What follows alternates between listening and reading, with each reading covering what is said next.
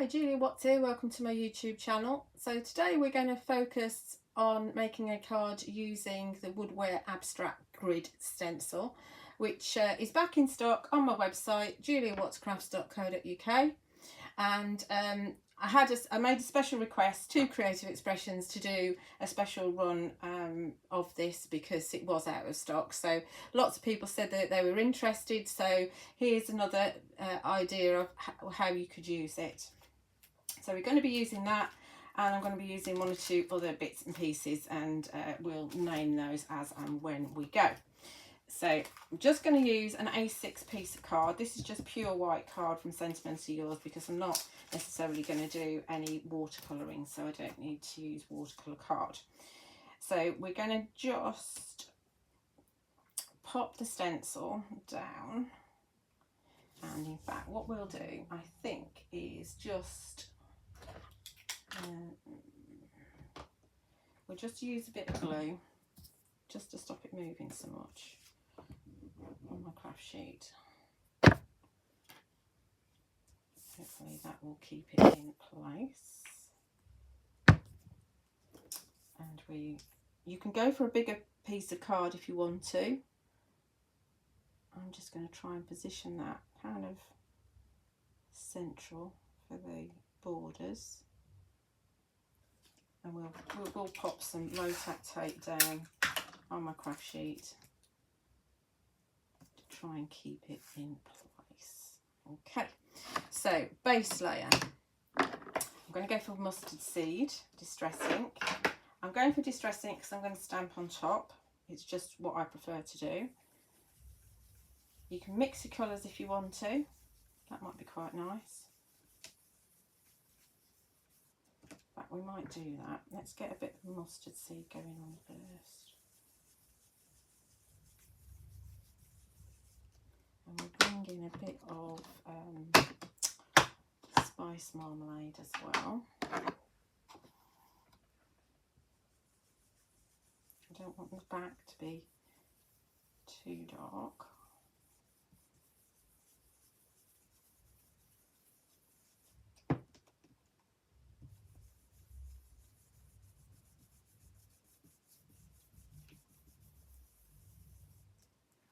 Not done at all. I don't know if that's getting a bit dry. And you can see, hopefully, as it catches the edges of the stencil, you get a bit of more intensity of colour. If we flip that up, you can see how it looks in the background. That's quite nice. I like that. That works. Okay. So that's mustard seed and a bit of spice marmalade. Then I'm going to keep with the spice marmalade, and we're going to bring in some other stencils to add some more accents to it. So this one is Kasbah from Woodware. And this is great because there's 3 different designs on it, so you can kind of mix and match where you put things. So, oh, I don't want the yellow one. Let's put the yellow one where I can't pick it up. And let's have a bit more spice marmalade. And we'll go through this area here. You could just use one stencil. You absolutely can do that. And then you don't have to think about what you're doing so much. There's a nice pop of colour there. And I think we'll go same thing down here actually, through there.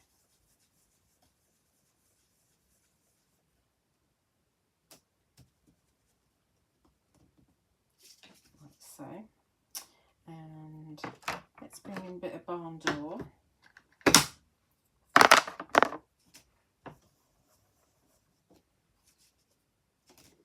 And we'll do this section here. Oh, that's a bright red, isn't it? Doesn't matter if it overlaps another section. Do we want the same one again? Let's do this design here. It's great if you've got loads of stencils to play with, because you can really kind of mix and match. Probably a lot of this down the bottom we won't actually see because I'm going to stamp over the top, but you know, once I reveal it, then you can actually see some of the different designs. I might go yellow again actually. Let's grab, this one is Mezzo. This has got 3 horizontal ones, or horizontal? No, vertical ones. But that's horizontal, so it's got 3 columns basically. Where's my yellow? Let's have a bit more yellow. So obviously when you go on top of an area, you're going to increase the intensity of the ink. So let's have this here, so you'll see it. Okay, so you can still, because it's yellow on yellow, you can still see it. And let's have this design here, I think.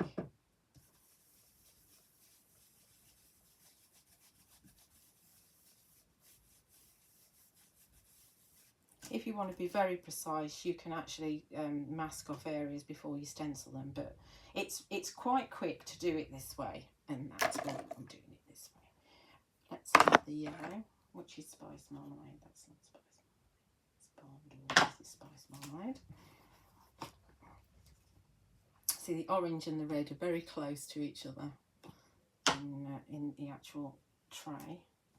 Let's have that in that bit there. That's nice. It's looking good, isn't it? I do love this stencil. This is the sort of thing that you can do just, you know, if you can't think about what to do. This one's organic. Yeah, just do a few of these and you'll just have a lot of fun. Probably I'm not going to be able to see that, so I'm going to go red up here. I know what my stamp is that I'm going to use, you see, so I know I'm not going to see some of the designs. Oh, well, that's nice, isn't it? You wait till the reveal will be fab, absolutely fab. I'm going to go red here again.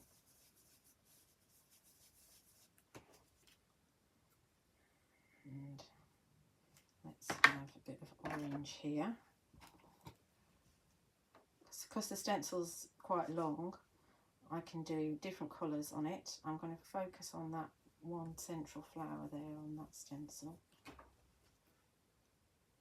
Just adding that in. Then we've got some little areas down here. I know I've got some blank areas. You don't actually have to fill it all in if you don't want to. I'm going to do the whole of this bottom area just like that. With the yellow. Then I'm going to take Spice Marmalade and just add a bit of orange as well. It just makes it a little bit darker. What's happening there? That's at the bottom, isn't it? Stamp on that anyway. Let's have a look, see. Let's have a yellow one of those just here. I do like this one.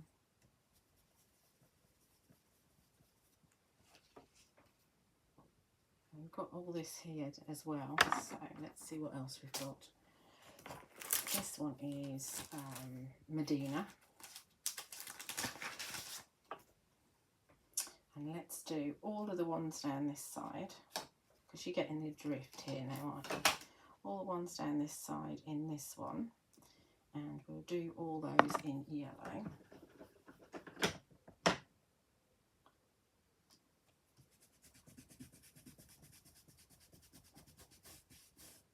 I mean, some of these, once I do my matting and that, it'll get cut off, but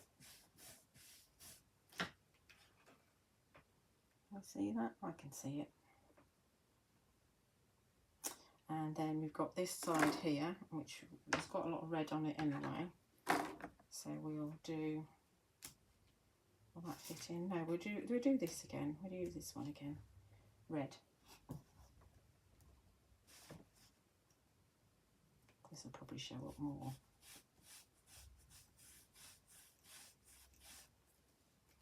There we go. It shows up more. Shall we do it on this side as well? We can do. Don't think it needs to line up. Can't see where. Oh, it's there. Okay. This might be more orangey on this side now. That's better. I can see it now.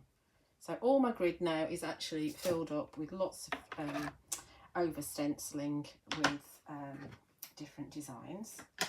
So I will do the reveal when I put the tops on. It's nice marmalade. Put the right top on. Brushes to one side.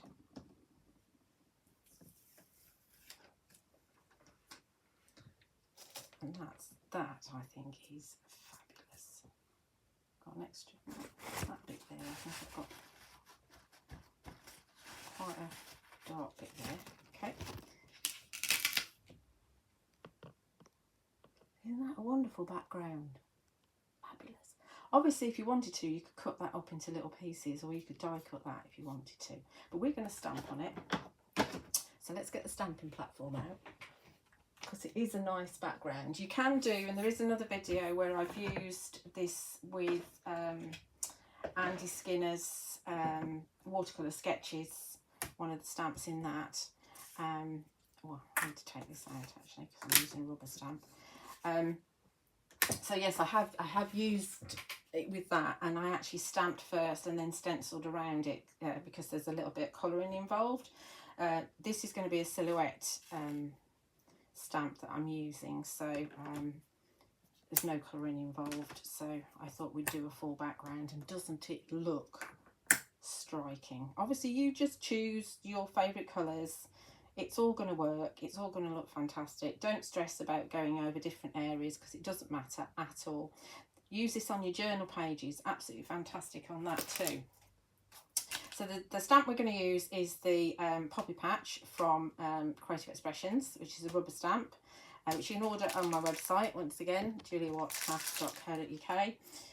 Rubber stamps made by Creative Expressions never go out of stock, so you can always, I can always get them with as a special order item. So let's just pop that down here. Obviously you can't see where it's going really because it's a rubber stamp, but let's hope that our magnets are going to hold all that. I have got another magnet without a jobby. Jobby means sleeve.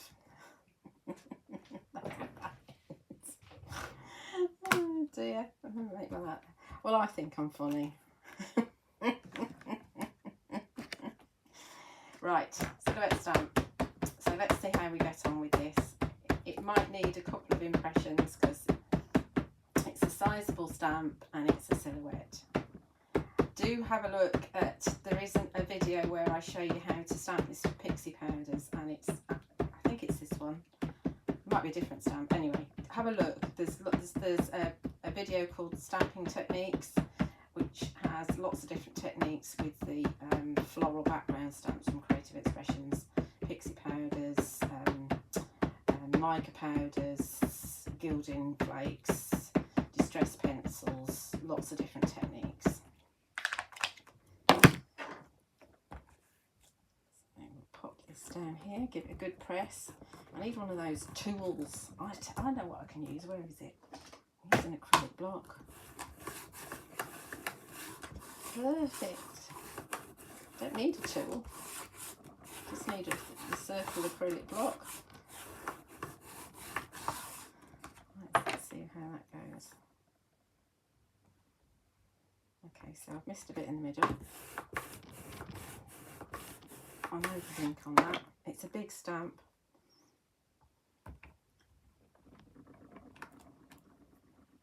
And down here. Fingers are better. Right, so we're going to go again. Give it some more ink. Already it looks fantastic.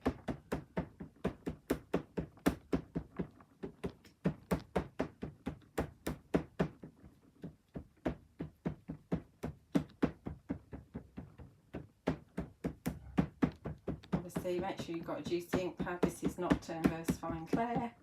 Probably needs a re-inking again. I do love the fact that we've got re-inkers now, because, you know, I used to have to get a new ink pad out every 2 months, which is just ridiculous. It does mean that now, because I've got re-inkers, I've got a lot of inks for my classes, which is really good. If if you're in the Fareham area, Portsmouth, Southampton, I do regular classes and workshops, social sessions with at the Maker's House in Fareham. Details in the workshop section of my website. Let's see how that's still got that little bit that's giving me a bit of jip in the middle. You know, it doesn't have to be perfect. It's as near as it needs to be, I think. Should we go once more? Let's go once more, because we can. I do need to re-ink. I know I need to re-ink.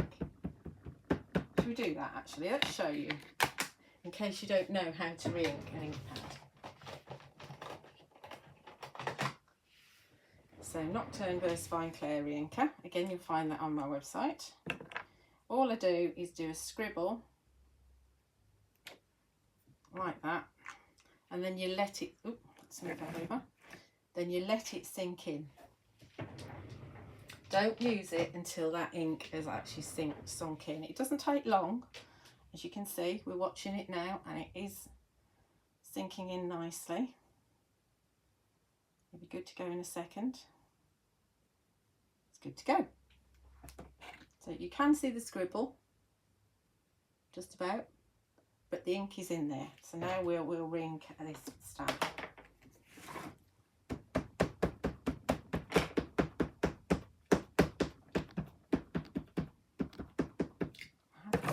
On the stamp there, which is bugging me. Sometimes when we clean it with it gets a bit of kitchen roll on it, or if it's had pixie powders on, it gets a bit of towel on it, because we normally dry that off with towel.